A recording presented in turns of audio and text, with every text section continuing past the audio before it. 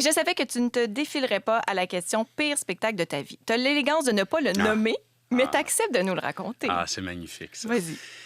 Je vais voir un de mes amis au théâtre, dans un petit théâtre sur la rue Sainte-Catherine. Et là, je suis avec un de mes chums et, bonne ou mauvaise idée, on fume un pétard un peu avant. On est 8 dans la salle. Le metteur en scène est assis en arrière de nous autres. Et là, le show commence par le personnage principal rentre à pas, j'appelle même plus ça à pas de tortue, là, genre pas de tortue, genre qui a la sclérose en plaques. Là. Ça prend 25 minutes avant qu'elle se rende en scène et elle attaque le spectacle avec une phrase. Trop longue, trop poétique, trop deep, puis beaucoup trop intense. Et dès le départ, moi puis mon ami, on fait...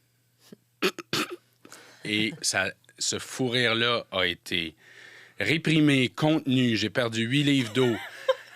Pendant 1h30, je me suis empêché de rire parce que je sais que le metteur en scène est en arrière de nous autres. Et il faut rester après. C'est la dernière. Après, on prend un verre, puis tout ça. Je peux pas faire comme rire tout mon sou parce que... Puis clairement, si je ris, c'est parce que je ris du show. Parce qu'il n'y a rien de drôle. Il n'y a rien de drôle là-dedans. Ah, ça doit faire mal. Je gratte les murs. Et à un moment donné, mon ami se lève pour aller aux toilettes pour juste comme souffler un peu.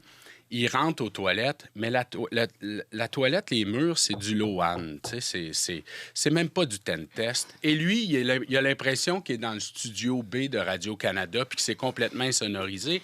Et il rentre aux toilettes et il fait...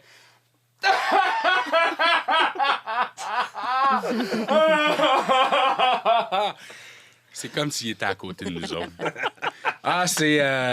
on le dit souvent, hein, tu sais, le théâtre, quand c'est dessus, c'est merveilleux, mais quand c'est... Il n'y a rien de plus souffrant que du mauvais théâtre. Ça souffle, puis ça fait mal à l'art.